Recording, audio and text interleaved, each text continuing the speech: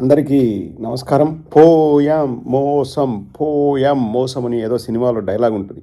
ఇప్పుడు మనం అందరం కలిసి ఆ మాట మాట్లాడుకోవాల్సిన అవసరం ఉంది.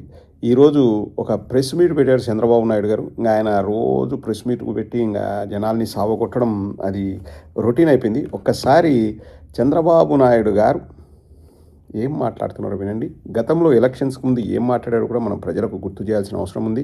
ఎందుకంటే ప్రజలు న్యాయ నిర్ణేతలు, నిర్ణయాధికారాలు ప్రజల చేతిలో ఉన్నాయి. వాళ్ళు ఓటు రూపంలో నిర్ణయాలు తీసుకోవాలి. కాబట్టి ఇంతకుముందు ఎలక్షన్స్ ముందు మీకు చెప్పిన మాటను, ఆ ప్రామిస్ను నెరవేరుస్తున్నాడా లేకపోతే డొంక తిరుగుడు మాటలు మాట్లాడుతున్నాడా చంద్రబాబు నాయుడు గారు అనేది మీరే నిర్ణయం తీసుకోవాలి.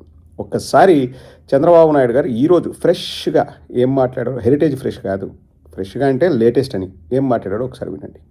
వచ్చిన ఆదాయం మన ఆదాయం జీతాలు సరిపోతుంది. Very good. కేంద్రం ఇచ్చే మనకు డెవల్యూషన్ ఆఫ్ ఫండ్స్ మన అప్పులకి వడ్డీ సరిపోతుంది. ఓకే. నువ్వు వెల్ఫేర్ కి you have to borrow. Welfare I cannot stop it. How can I stop? అందుకే ఇప్పుడు ఏమంటున్నా నేను, పీపీపీ మీకు అన్ని every expenditure I can mark you. How you are spending, where you are spending. ఇంకా మీరు ఎవరైనా మంచి ఆలోచనలు ఉంటే యూ గివ్ ఇట్. దట్ ఆలోచనలు also will integrate. Ultimately everybody's requirements or aspirations we have to fulfill short term, medium term, long term. You have any ఆలోచనలు, give it to me. Your ఆలోచనలు will be fulfilled. Your ఆలోచనలు will be taken. Your feedback is most important. Short term, mid term, long term. So మనకు వచ్చే ఆదాయం జీతాలకు వ్యయాలకు సరిపోతుందంట. కేంద్రం నుంచి వచ్చే మనకు మామూలుగా రాష్ట్రాలకు ఇచ్చే డబ్బులు అది అప్పులకు వడ్డీలకు సరిపోతుందంట. I cannot stop welfare. మరి ఇంతకుముందు చంద్రబాబు నాయుడు గారు, జగన్మోహన్ రెడ్డి గారు వెల్ఫేర్ స్కీమ్స్ ఇస్తుంటే రాష్ట్రం శ్రీలంక అయిపోద్ది, 10 లక్షల కోట్లు 12 లక్షల కోట్లు అప్పు చేసినారని ఊదరగొట్టినారు కదా. ఇప్పుడు మీరు అప్పు చేసి పప్పు కూడా ఎందుకు? ఇప్పుడు శ్రీలంక కాకుండా సింగపూర్ అయిపోద్ది నువ్వు అప్పు చేస్తే. అప్పు ఎందుకు చేస్తున్నావు? ఇప్పుడు రాష్ట్ర ప్రజలు అడిగేదంతా కూడా, చంద్రబాబు నాయుడు గారు మీరు అప్పు ఎందుకు చేస్తున్నారు? అసలు మీకు అప్పు చేయాల్సిన అవసరమే ఉంది? మీరు అప్పు చేస్తాని ఎలక్షన్స్కు ముందు మీ ప్రచారంలో మీరు ఎక్కడా కానీ చెప్పలేదు. అంతకుముందు ఏం చెప్పారో నేను చూపిస్తాను, నేను వినిపిస్తాను, ఒక్కసారి చూడండి. వచ్చిన ఆదాయం మన ఆదాయం జీతాలు సరిపోతుంది. కేంద్రం ఇచ్చే మనకు డెవల్యూషన్ ఆఫ్ ఫండ్స్ మన అప్పులకి వడ్డీకి సరిపోతుంది. ఓకే. నువ్వు వెల్ఫేర్ కి యూ హావ్ టు బారో. మిమ్మల్ని ఎక్కడో చూసినట్టుందండి. సంపద సృష్టించడం తెలిసిన వ్యక్తిని సంపద సృష్టిస్తా, ఆదాయాన్ని పెంచుతా. సంపద సృష్టించడం తెలిసిన పార్టీ తెలుగుదేశం పార్టీ. సంపద సృష్టిస్తా, ఆదాయాన్ని పెంచుతా. వెల్ఫేర్ కి యూ హావ్ టు బారో. ఒక మోసానికి షర్టు ప్యాంటు వేస్తే అది చంద్రబాబు అవుతాడు. ఒక మోసానికి షర్టు ప్యాంటు వేస్తే అది చంద్రబాబు అవుతుంది. అబద్ధానికి రెక్కలు కడితే అవి చంద్రబాబు మాటలు అవుతాయి. సంపద సృష్టిస్తా, ఆదాయాన్ని పెంచతా, పీకత, పెరకత అని 2 చేతులు ఇటెత్తాడు, ఇట ఎత్తుతాడు. ఇది చెప్తీవి కదా చంద్రబాబు. వినేవాడు ఈపీ అయితే చెప్పేవాడు చంద్రబాబు అని కాదు. చంద్రబాబు గారు, ఇప్పుడు మీరు అప్పు చేయాల్సిన అవసరం లేదు. మీరు విజనరీ, మీరు అన్నీ కూడా విజువలైజ్ చేస్తారు. మీ విజనరీతో మీరు సంపద సృష్టించాలా.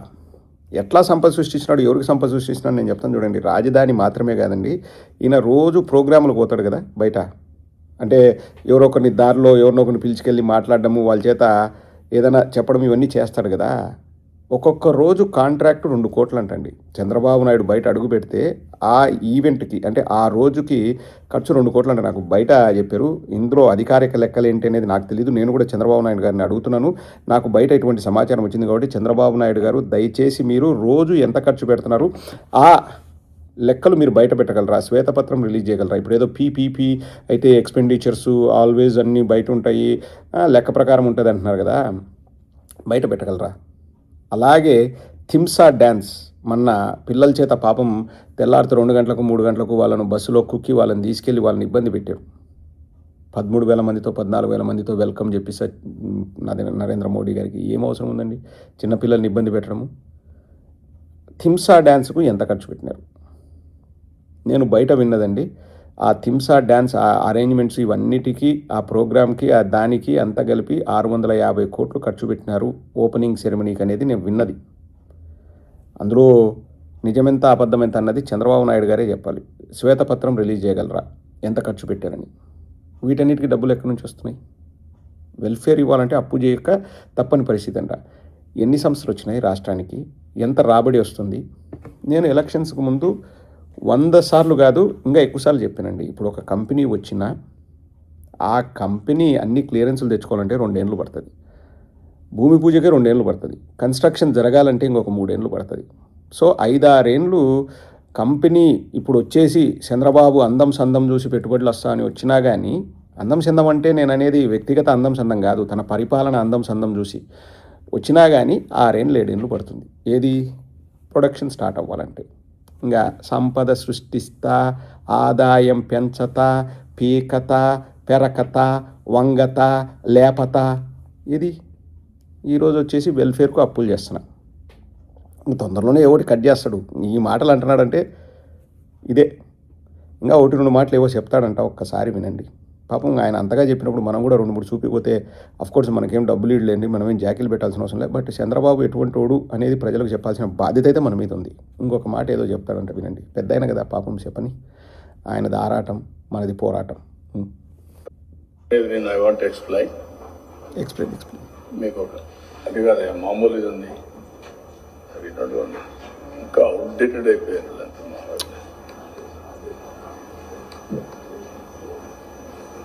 చివరికైనా ఒక కరెక్ట్ మాట చెప్పాడు, మా వాళ్ళు అంతా అవుట్డేటెడ్ అయిపోయారని. మీరు కూడా అవుట్డేటెడ్ అయిపోయారు చంద్రబాబు గారు. నాకు ఒక చిన్న డౌట్, ఇది ఒక్కటి అడిగి ముగిస్తాను. ఇందాక కూడా ఒక ఏదో పవర్ పాయింట్ ప్రజెంటేషన్ చూపిస్తూ ప్రోగ్రెస్ వర్సెస్ డిస్ట్రక్షన్ అన్నాడు. Progress versus destruction. పీని ఫా ఫా ఫా అని పలకకూడదు అని చెప్పేసి కనీసం ఇంట్లో స్టాన్ఫోర్డ్లో తిన్నాడు కదా నారా లోకేష్, నన్నారు.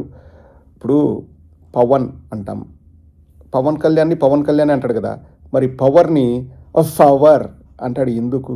ప్రోగ్రెస్ అంటాడు ఎందుకు? పెర్ఫార్మెన్స్ అంటాడు. ఇవన్నీ అనకూడదు నాన్న, పా అనాలని నారా లోకేష్ చెప్పలేడా? ఏమోబ్బా. అంటే ఒక ముఖ్యమంత్రి స్థాయిలో ఉన్న వ్యక్తి పవర్, ప్రోగ్రెస్, పెర్ఫార్మెన్స్ ఇట్లంతా మాట్లాడుతుంటే మనకు పరువు పోతుంది.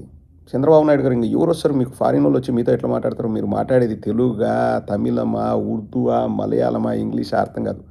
చెంగ్లీష్ కరెక్ట్. వాళ్ళకి తెలియదు కదా ఆ భాష, మీతో ఎట్లా మాట్లాడతారు? నారా లోకేష్ గారు ఎప్పుడైనా ఇంట్లో కూర్చొని భోజనం చేసేటప్పుడు మీ ఆయనకు చెప్పండి, ప్రోగ్రెస్, పవర్, పెర్ఫార్మెన్స్ అలా అనకూడదు అని.